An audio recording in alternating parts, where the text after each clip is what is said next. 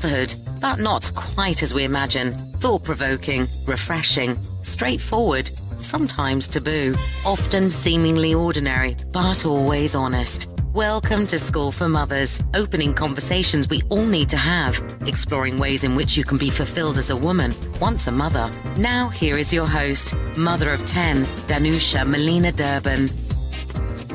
Hello and welcome back to episode 25 of the School for Mothers podcast. I'm Danusha Melina Durban, your host, and the title for this week's episode is Sold. My special guest today is Dr. Shoshana Garfield.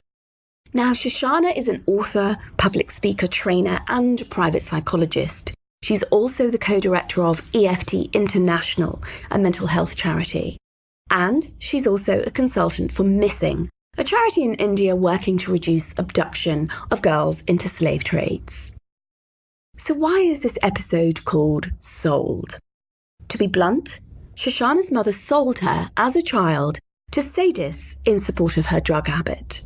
And in her own words, Shoshana's really okay now. She was the first female in her family to graduate from high school, attended an Ivy League, and then earned her doctorate. She's on her fourth marriage, a really happy one, and she's writing her third book on happiness and resilience.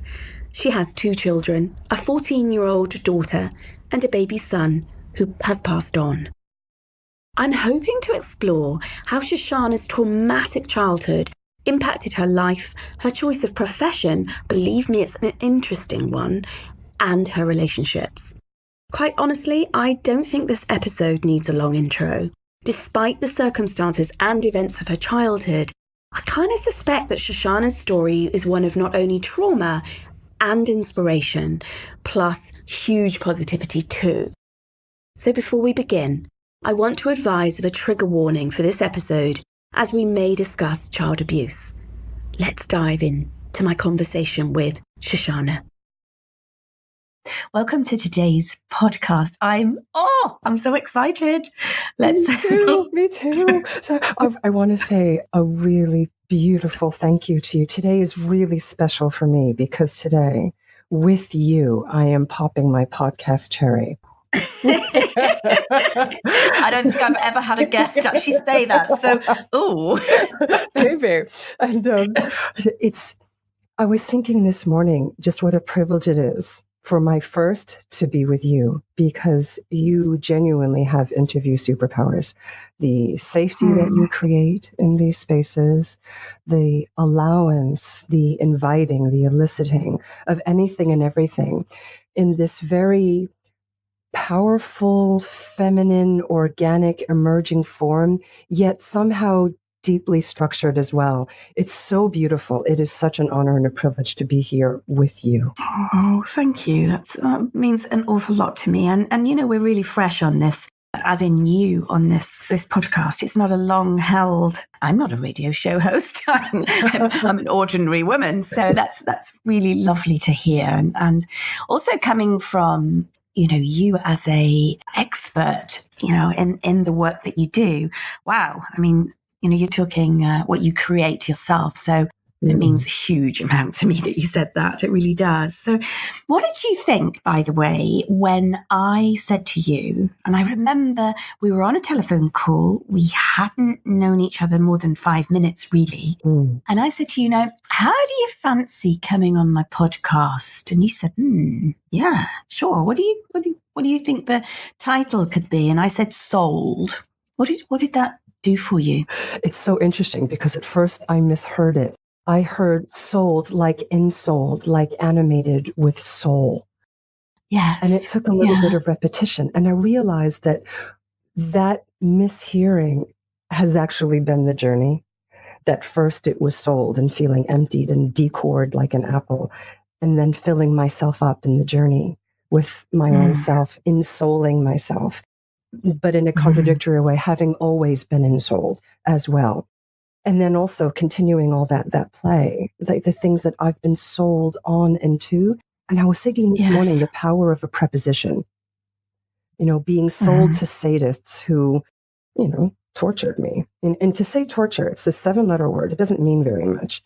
If I were to begin to give details like, well, beaten, raped, of course, in many different ways, using cold, psychological interrogation, various punishments, isolation, and more, asphyxiation, more. Mm. Mm. It begins to become more imaginable. But then when you add in the layer, I was 4 when it started. And for every mother. I wanted to stop there just for a sec. I really think that we need to just take that in. 4 years old. What age is your first memory? I don't know. My first memory, well, actually, I have 2 first memories, even though they're different times. The first is as a baby, just being really uncomfortable in my body, just trying to, not having the motor capacity to move, but like trying to wiggle away from something horrible. And then the next memory I have is a nightmare where it's very Freudian. There's a storm and I'm pounding on the door of the house to be let in and I can't get in and I'm locked outside the house in this storm. And I think it was a Willy Wonka and the Chocolate Factory remake. There's this house. Yeah. It's a house that exists and doesn't. And there's a scene where it's really, I think there's a scene where it's really isolated. There's nothing on this landscape except the storm in the house. It's very symbolic, of course.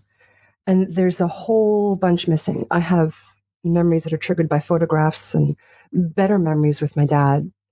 He and I are really good friends. He didn't know it was happening. And yeah, the horror layers. And that was my experience of it. The horror layered too much. Let's just move on to something else. And I did that. Let's just move on to something else for a really long time to do my best to manage it. What exactly were you managing? The pain of it? Everything. I was like Mr. Potato Head. It was like, I had absolutely I'd been shattered. I had no identity. So I'd do this Mr. Potato Head thing in the mornings. I would put on my eyes, and not with makeup, just with intention. I will put on a face today. And nothing felt real. Nothing about me felt real.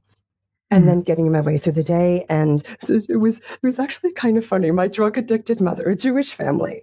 And there's a stereotype, quite well earned, that Jewish families really care about education. And my mom would be in her room, like getting high, doing whatever it was she was doing that night. And she'd stumble out of her room, totally stoned or high or whatever, and say, "You can be whatever you want to be if you get an education." And then she'd stumble back into her room. And I would stay focused. Okay, education then, right, got it. yes, okay. I can do that. And it went so well with all that trauma-based moving into my head. It's like, right, okay, executive functioning, although I didn't know that term, of course, when I was younger. I'll just study a lot. And so getting through the day and studying and, being a straight A student was obviously the way to go. Yes. How many years were you tortured, raped, beaten, punished?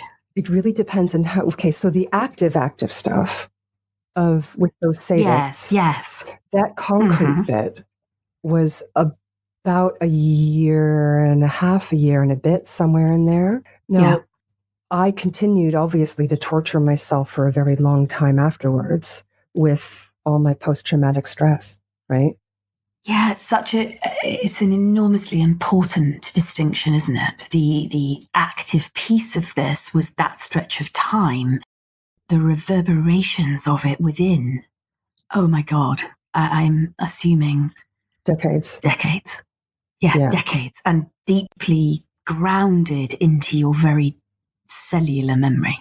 Yes. And that is where that habit, that neurological universal habit of those reverberations is what makes my story universal. The details, no, obviously not. But the embodied experience of trauma is the embodied experience of trauma. It's the same way for you. Yes. It's the same way for everybody listening. It's the same way for mice. It's the same way for elephants. Yes, exactly. Your particular form is, I'll put the word heinous on it. I could find many words, by the way, on your behalf. That works for me. Yes, exactly. It's like, I'm sure listeners will be having their own, naming of it, because it's so, devastating to imagine, let alone fucking live, and have gone through. Sorry, podcast editor Marie, that's an E on this. I'm like, oh, there's another explicit one. Danusha can't stop swearing. I think your lived experience warrants a good, bit of swearing. It was vulgar. What happened was vulgar. Yes. Yeah. So why not have a vulgar word? Call a spade. Yeah, and whatever was your mum doing? This is School for Mothers podcast. I mean, what was your mum doing, for fuck's sake? Bless her. Exactly. I mean, apart from getting high, I get that. I'm not. This is not judgmental. Yes. I'm curious. What was your mum doing to herself? Exactly, and because I want to be very explicit that your grounding here is kind. You know that you can say bless her, and I'm not going to go, what do you mean bless her? Blah, blah, blah. She was evil, blah, blah, blah. No. She made heinous choices. No. Yes. But she herself had a lot going on to make those choices the best possible ones for her. That we're talking about this within a context of really knowing everybody's always doing the best they can with the resources they've got and their framework of understanding. If someone's convinced they're broken and it's hopeless, then they're going to act through the lenses of that, through the filter of that. Yes. And in your case, so her selling you to sadists for, was it crack cocaine? Crack cocaine came later. It was when I was a teenager. That wasn't around. I'm older than that, honey. Okay. Oh, pardon me. What was it? This was in the early 70s. Okay. So whatever was circulating around back then, whatever the drugs du jour was at the time, I'm sure that there was loads sloshing around. I mean, she was pretty well supplied with the degree of my services. So I'm sure she had her choice and pick, like a pick and mix sort of thing. Yeah. Is it what was going on for her? She was in immense pain. She was in immense, overwhelming pain that she couldn't see any way out of. And she was strategizing as best as she could.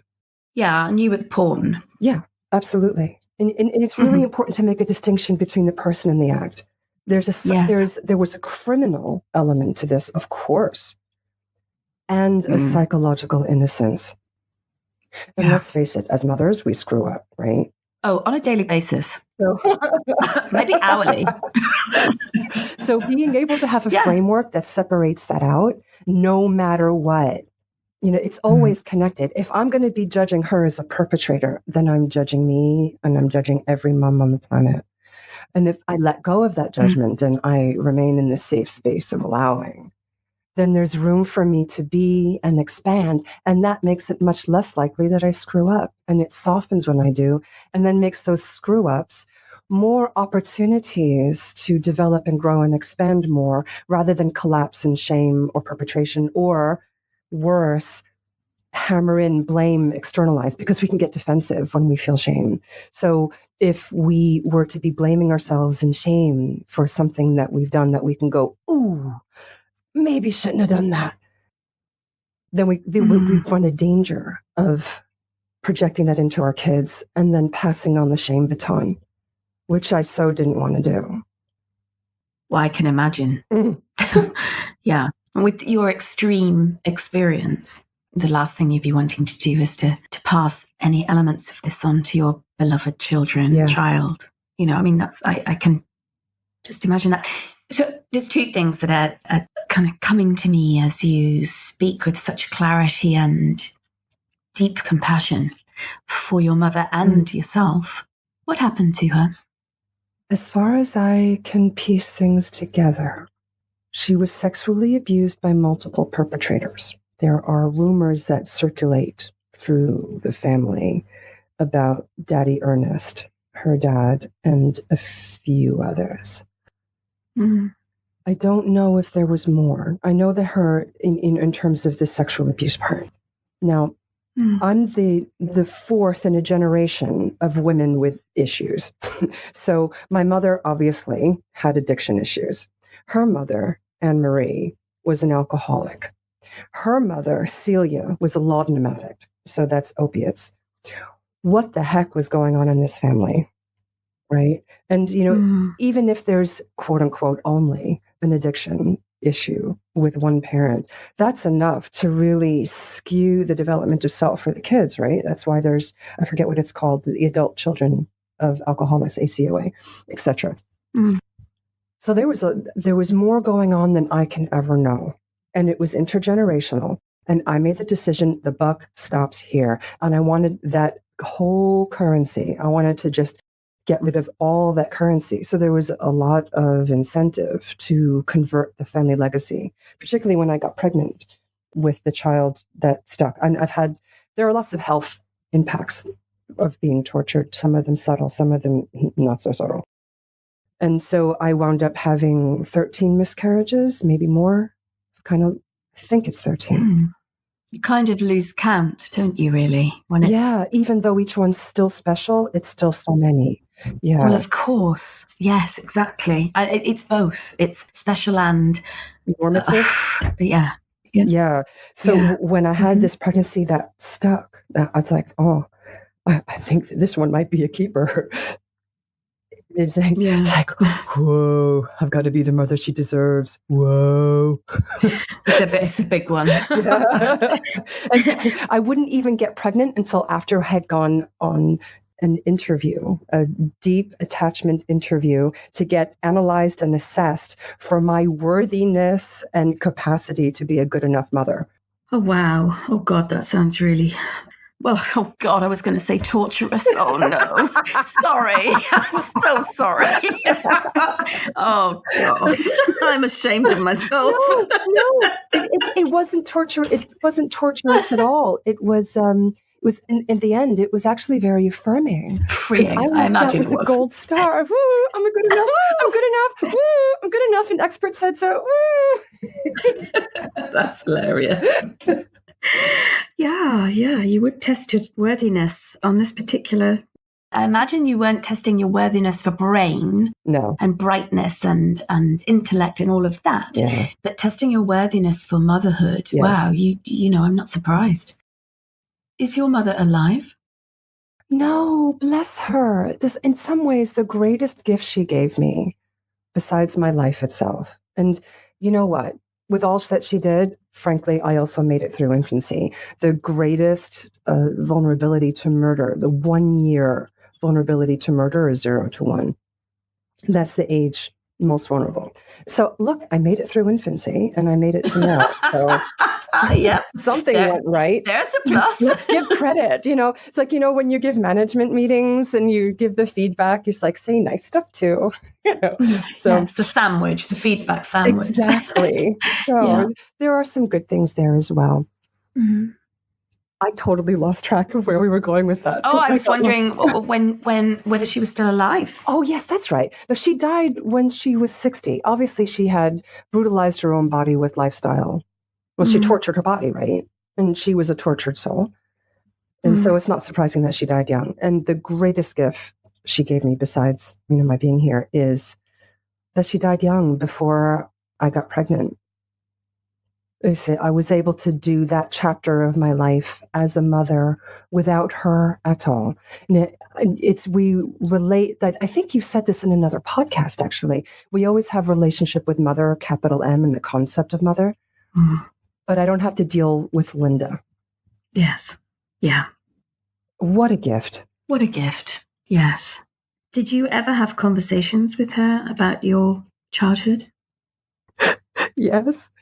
They didn't go the way I had wanted. Well, that was funny. Yeah. So you did try and... I did. When the memories started coming back in my 20s, I went to her to make sense of it. I had no idea about her involvement at that point. I was just getting all these body memories, and I was bashed and battered by them. I'd wake up in the morning and I'd look in the mirror, literally looking for bruises because I felt that I'd been beaten in the night. And it was actually a shock to not find bruises because I had felt so battered. So I'm just like, you know, what happened? Everything's pointing to something earlier. She's like, what kind of mother do you think I am? What kind of child are you? You're a terrible daughter. Those kinds of things. Completely unsupportive. I'm like, oh, right. Okay. I'm going to have to go somewhere else for my answers. And where did you go? In to learn to trust me. Mm-hmm. Slowly, move back into my body. Mm-hmm.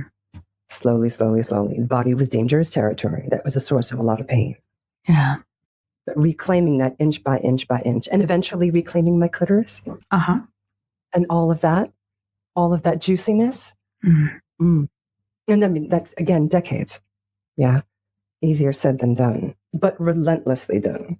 One of my superpowers is relentless kindness. Oh, that's a wonderful superpower to have, and one that I think quite rare in women. I developed it with myself first because I had to. I mean, it was so extreme that I needed extreme resources in order to climb out of that. Yes.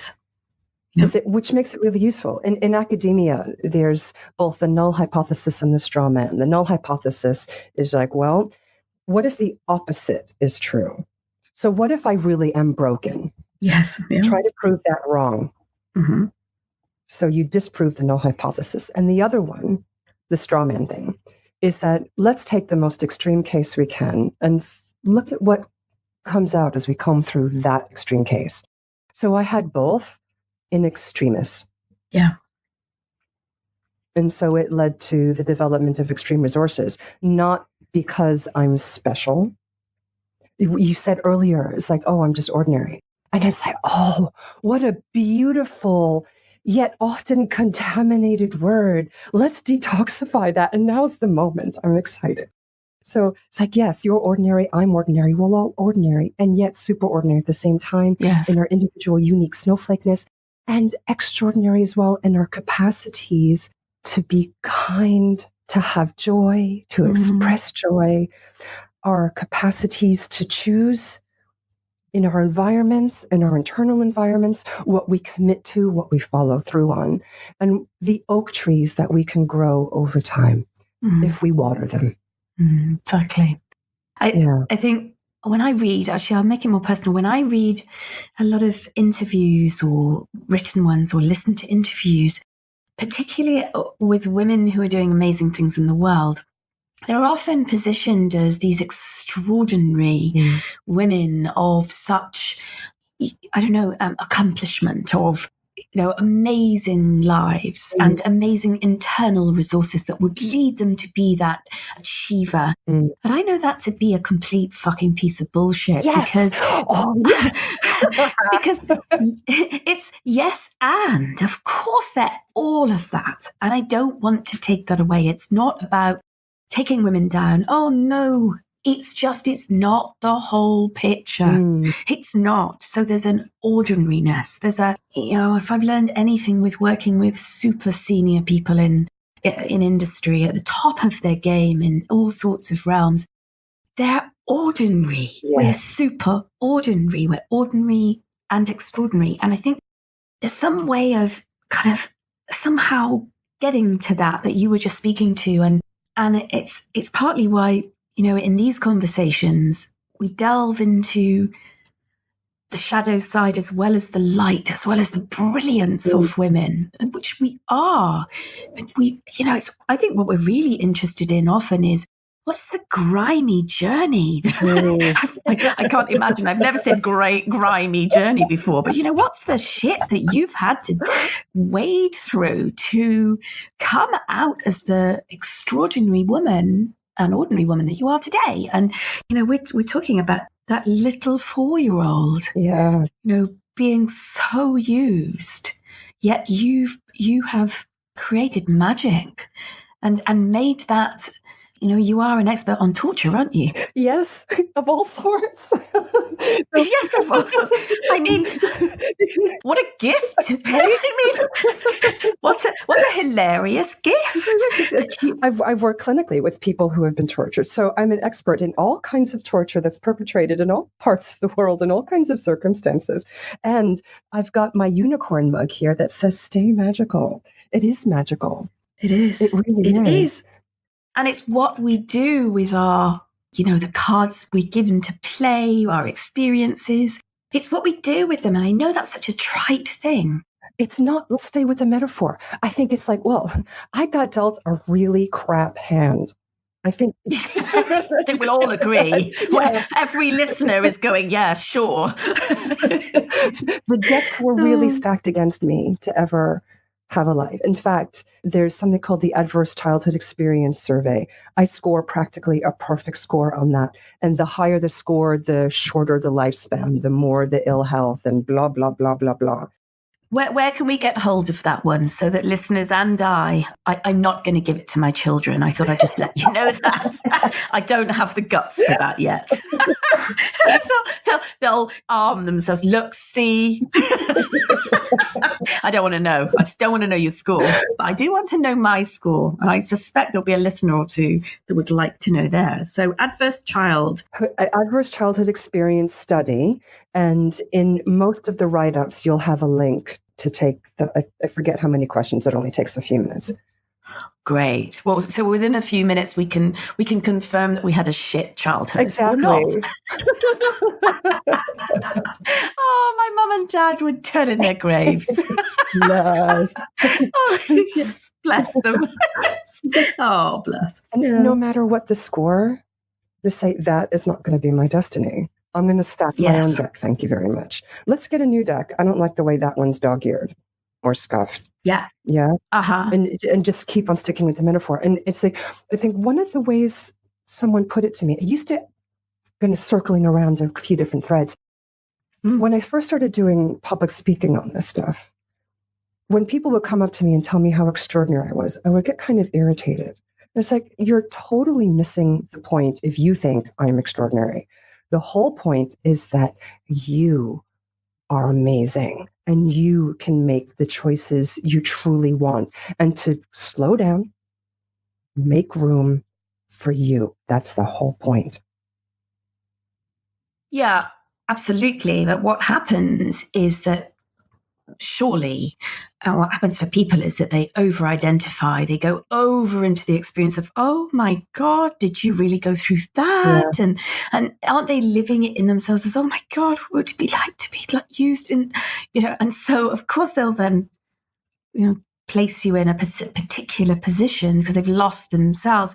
And what you said was the universal, the universality that this has, your story, your journey has for every person, because we have a version of something. We all have a version of something. So, yeah, that's what they're missing. Yes. And part of that is being able to slough off the identities that have to do with story and biography. Yes. Yeah. Yep. Say more about it. Because that's great. Some of those identities, like masks, are very attractive. Like, ooh, look, I've got all this powerful position. I'll put this mask on and tie it up with a pretty bow. It looks so good on me. Oh, I love that lipstick. Killing it, girl. So those are very tempting and seductive masks, but they're not who we are. It's roles we do. What we bring of ourselves to those roles, that becomes more authentic. The mask that I was given was like, excuse the bleat moment, fucked up, broken mask. Looking in the mirror at that, saying, I don't want that. I want something else. But for a long time, not knowing how to get that, or how to create that, or what it would look like, or what I would look like underneath it, and being terrified. So being willing to give up identity is a really, really big part of being happy. It's a really, really big part of everybody's healing journey. Being willing to give up the story that means we're less than. Not to identify with the deck of cards. The deck of cards is outside of ourselves. It's just a deck of cards. Yes, it's not who we are. It's not the container. It's not the wrapper. Exactly. It's not the core. Yes. Uh-huh. And even when we feel empty at the core, even that's not the story, because that feels internal and therefore more authentic because it's inside the body, that sensation. But that is coming as a reaction to identifying with the trauma and the way that the trauma gets woven, as you were saying earlier, in this cellular way. When you commit to, when all these listeners commit to clearing that out, it can be really physically uncomfortable, but so cleansing. I didn't know if you exercise, right? You know what it feels. Oh, yeah, you do. Is it yoga that you do or running? I forgot. Oh God, I don't do yoga. Sorry, I love yoga. Listeners, I love yoga, by the way. I really do. I'm very slothful at the moment. I know I've done a lot of running. I've done a lot of physical things in my life, yes. So lots of different kinds of ways to access what you're talking about, actually. So yeah. That cleansed feeling you have after a good workout, however you get it. It just feels so good. Oh, yeah. And that's a gift of kindness we've given to ourselves, as long as it's not over-exercising. It's like bring on the endorphins. And it just feels so good. And it's the same with letting trauma out of the cellular memory, letting all of that just wash away. And then you discover what the authenticity is without the identity. And it's hard because we only have language to talk about the experience. And as soon as you start bringing in language, you start bringing in all these complexities around semiotics and representations. There's who's Magritte, isn't it? This is not a pipe. And he's got a painting of a pipe. It's like language can't get who we are. Yes. So that authenticity is beyond all the identities, beyond all the masks, and you can't say it. Yeah, we almost have to create our own language. Yes, our nonverbal language to describe our nonverbal language, exactly. How is this emerging new sense of self and, a kind of the development of your extreme resources, how has that been in relation to men? Well, good thing we got a lot of time left, honey. Okay. Oh, yeah. It's okay. So I'm now on, yes, great. I'm now on my fourth marriage. We'll work backwards in a way. And I've been You're very inspirational. I mean that genuinely. I mean, carry on, please. Thank you. Ever the optimist, Of course. Mm-hmm. So I've been with my current husband, Sasha, now for 10 years. And we're really, really happy together. And after our first night together, he woke up in the morning and he was like, let's do Tantra together. I was like, oh, I've always wanted to do Tantra. So that is very much a part of our relationship. And to start with that, clitoral reclaiming straight off, Sasha and I didn't come together until I was in my 40s. Mm-hmm. And I was, for the entirety of my adult life, I think the technical term is anorgasmic, just none. Yep. I could energetically feel the pleasure waves from partners who had orgasms. So I sought that. And in my 20s had a full-blown sex addiction. That was between my first and second marriages. The first marriage was abusive. He threw a vase at me. It missed me. I said, it scared me, but he did that. He said, good. And I said, goodbye. It's my last night. It was like I didn't even have a last night in the house. The last night had been the night before. I was gone. And no big surprise that your first one was abusive. Exactly. And my third. We gravitate to what we know, exactly. Don't we? Oh, good. So So what did you give yourself the gift of number two? Well, before number two, we'll get up to number two. He was gorgeous, a dancer. Oh God. Anyway, so back to sexual addiction in my early 20s. After I left husband number one, I said, oh, I'm free. Except I really didn't know how to be free because I still had all that healing in front of me. So I did a very pale facsimile of freedom and got lost in sex addiction. So in a certain way, that's where I picked up like all my hand job and blowjob skills. So that's cool. There's always an upside. Oh my goodness. One of the things that we're doing on the podcast is we're going to be putting together collections of episodes that chime together.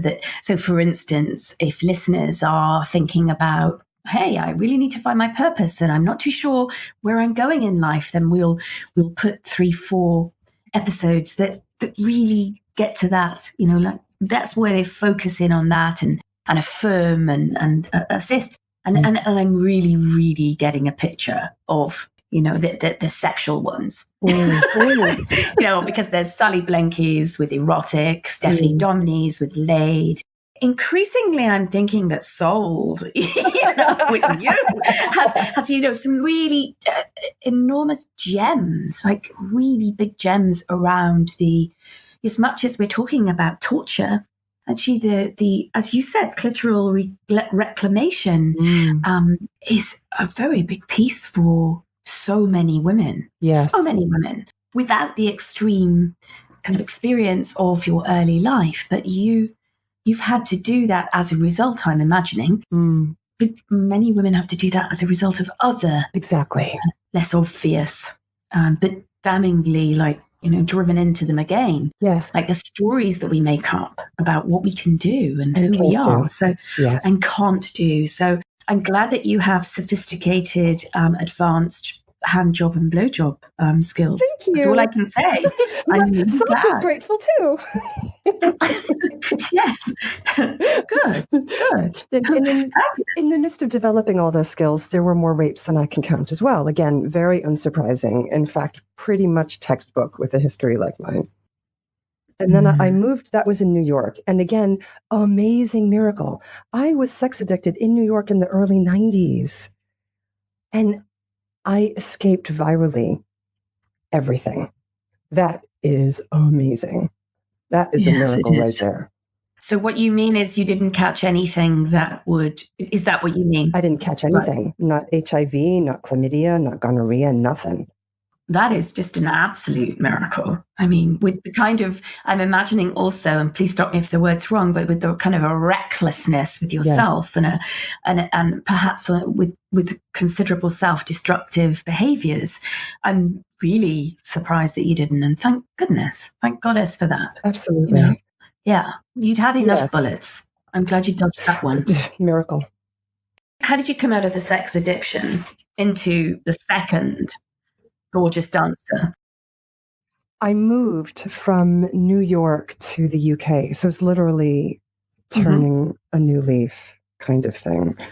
And I wanted to be different. And I still say whether addictions are expressed actively, like my grandmother wasn't an active alcoholic in some ways for a number of years. But when she was dry, she was a dry alcoholic. So I was a dry sex addict in that sense. I was in a monogamous relationship with who was to become husband number 2, but I still had all my addiction issues. And that really tore us apart. Like, I can't even say I know who he really was because I had so much of my own trauma in the way. So no complaints, is I have no basis, really. And the dynamics were screwed up, but, we both tried. Bless. And then moving on to husband number 3. I met him at a wedding, and we had a very intense relationship. He knew the groom, I knew the bride. It was all very sweet, very storybook. We got married at Lim Castle in England, and it is so beautiful. I had a white bell-bottom dress, and blah, blah, blah, blah, blah. We're living the dream, eh? Living the dream until it exploded in my face, because it was more like the illusion exploded in my face, right? Yeah. And I was more and more and more in my healing journey then. I was doing more and more. I discovered energy psychology after I'd met him. I'd already had the memories. I was already recovering. When by the time I met him, I was still in therapy. I'd been in psychotherapy for 25 years. 25 years. That's a long time. And talking. It's a really long time. And it's a lot of money. And it's a lot of extra time on trains. And it's a lot of arranging. And a lot of giving up of other things. Huge opportunity costs. And, there is where I developed the courage to be self-reflexive, to just say, okay, what's going on with me? To own my shit, vulgar as it is. And to change my relationship with shame, and to know that I'm bigger than that rather than be swamped by it. So we switched perspective places in that sense when I was in therapy. Does that make sense? It does make sense. Yeah. Yeah. Totally. Yeah. And my husband, he adored me. He adored me. I had never been adored that way before. I loved being adored. More of that, please. What I didn't realize, that being adored was being pedestaled. Yes. And so we could never, it was contaminated from the start. I had no idea at the time. But then I discovered energy psychology. So then the healing went this real quantum leap further that I was really, really shriving all that dysfunction layer by layer by layer, because it was so nonverbal that I was beginning to be able to access really the authentic me, whatever that is, that we can't put in words. And he just couldn't come with me, wouldn't come with me.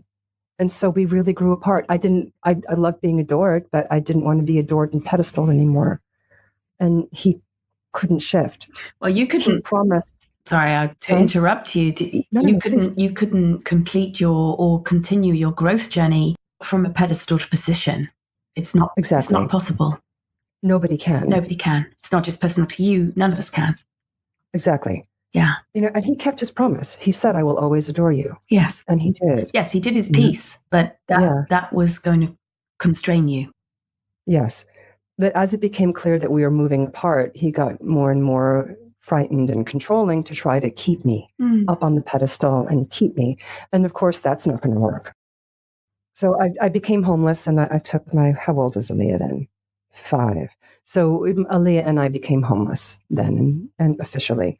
So I had my PhD, I was jobless, on benefit, sleeping on someone's floor, and I'd never felt so free in my life. Oh, wonderful. Yeah. And then back to Sasha and clitorises. Yeah. It was when I was homeless.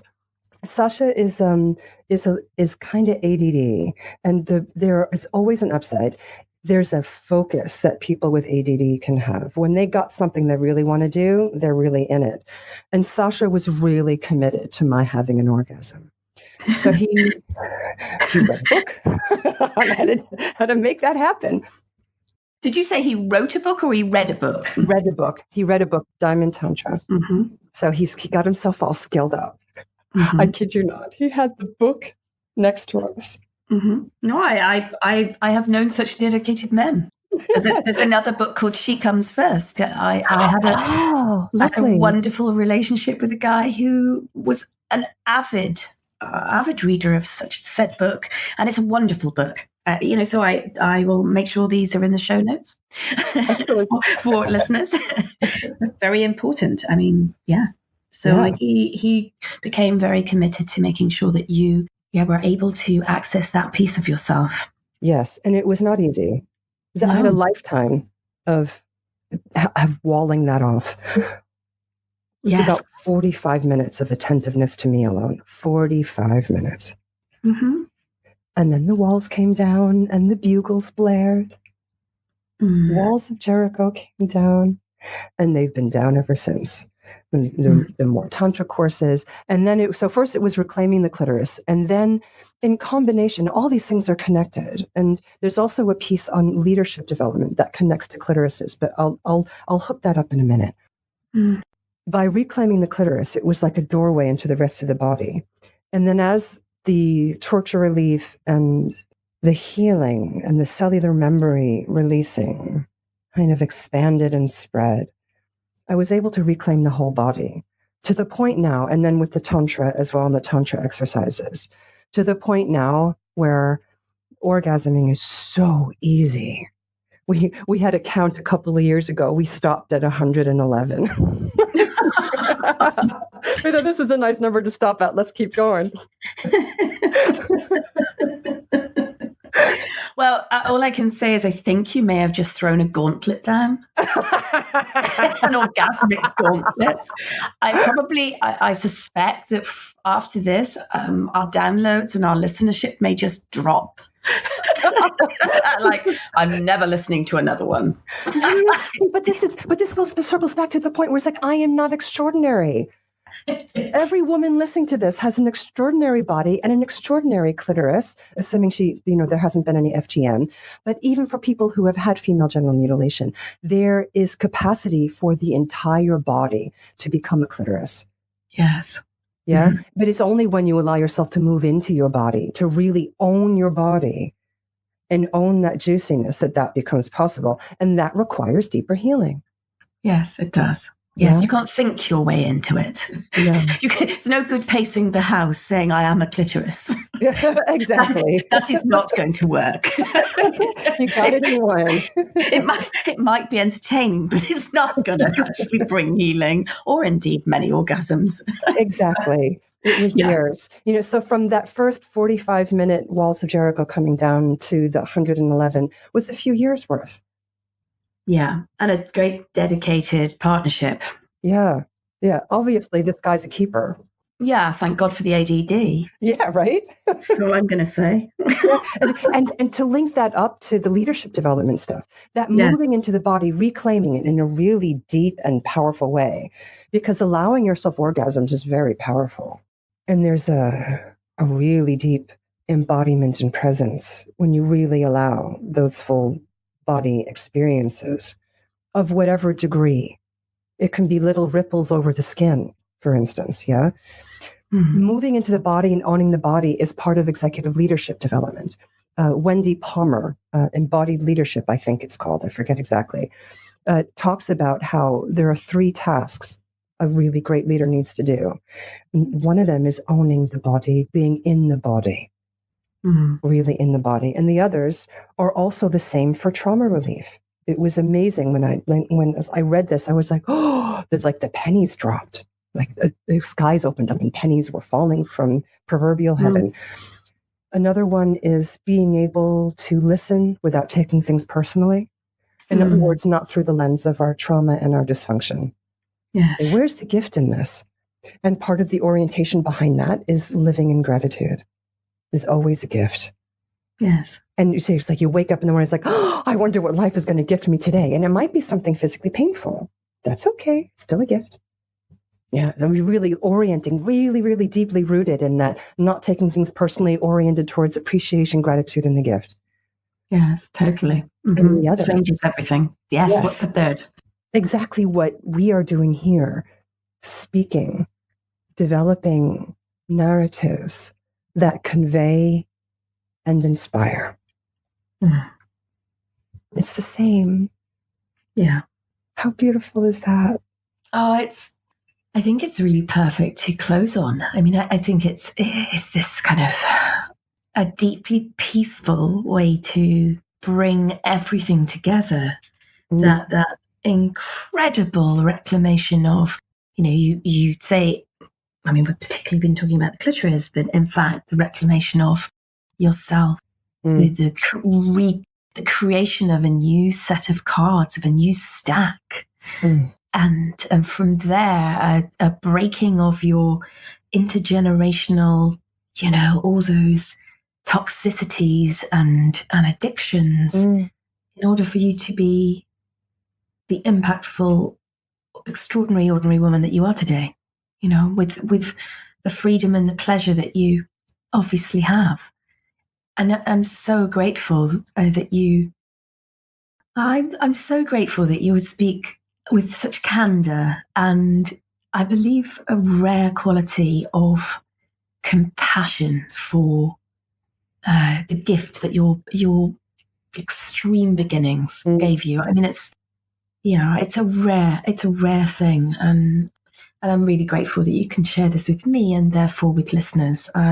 It's a privilege. That's all I can say. I mean, thank you. The privilege is completely mutual, and the appreciation and gratitude is completely mutual. And I love thinking about having this interview and this podcast. I love the thought of this interview and this podcast being in the world and knowing that I will never know how this cascades through, that there's a gift in this for me ongoing unfolding and for everyone ongoing unfolding. It's so lovely to think about. I really love that idea. I'm privy to looking at the podcast download map. It's literally a map of the world, and it allows me and the podcast team, a gorgeous podcast team, there are so lovely people, to really move the cursor over different countries, and we can see. I was so excited. Yesterday, we have listeners in South Korea. We have listeners in the Congo. We have listeners in Indonesia. We have listeners all through Europe. I can literally see barley, chili. I mean, isn't that amazing that our conversation, we don't know who is going to listen to this, what they're going through, what they have been through, what this will trigger and help, activate within them. It is such a gift. So thank you. And to listeners, I hope that you've enjoyed this, that it's been a deep, thoughtful impact for you. And it's also the brilliance of the fact that it's funny. We're having such a laugh here. It's very funny. Pain is funny. It is. It's actually hilarious.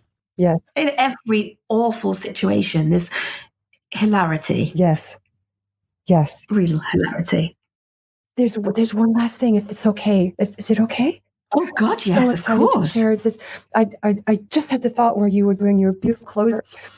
It's like, I realized that, none of us get a limited number of crap spoons in terms of experience, like crap tokens. Like, all right, here you go. You get 10, you get 5, you get 1. It's like, it can hit any time. And yet I know that everything's perfect and it keeps on getting better and better. So I've had beautiful years and it just keeps on getting better and better, no matter what it brings. It's always expanding. I'm on the cutting edge of my expanding consciousness, and it feels so good and juicy. Yes. Well, that's it. Everything's perfect, and it always has been.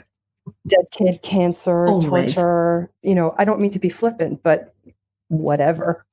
It doesn't matter. It still keeps on getting better and better. Exactly. Yep. And that's the best message, isn't it? Oh, Shoshana, thank you so much for today. I'm really grateful. Yeah. Big, big hug and kiss. I'm hugging you back. Mwah. I'm almost speechless. And that's not great for a podcast. I really know that it is just not great, but I really almost have no words. When I invited Shoshana onto the podcast, I knew our conversation would be unlike any other, and I think it's safe to say that that was exactly the case. Thank you enormously to Shoshana for sharing so openly. What I loved about our conversation was that despite the topic being bloody harrowing, it wasn't negative, that no matter the pain, we can choose to convert our learning into a positive force. Now on to next week's episode, when I'll be joined by Jane Weicker. Jane is an octogenarian and the author of Soul Selfish, The Awakening of a Good Girl. I named her episode Self because I'm itching to explore how she came to write her book and explore the concept of being a good girl, especially just before her 80th birthday. Now Jane, I'm told, is vivacious, wise, and something of a rare inspiration. Really looking forward to that, and I hope you join me for Self. Before I go, I want to nudge you to join the action over in our School for Mothers Facebook group. We're a group of almost 900 ambitious women who happen to have children, and we uplift, celebrate, and support one another. Plus, we've a whole lot of fun too together. You can find us on Facebook by simply searching for the School for Mothers group. That's the School for Mothers group. Really hope to see you over there. Well, listeners, that's it till next week. Same time, same place. Meet me here. Thank you so much for joining us again. Here's to you. Have a wonderful week. Bye. Thank you for tuning in to the School for Mothers podcast. To continue the conversation and keep your dose of inspiration up, head over to schoolformothers.com/podcast, where you'll find bonus content from Danusha and her guests on habits, recommendations, books, best apps, time-saving secrets, life hacks, health, sleep, and anything in between. That's schoolformothers.com/podcast.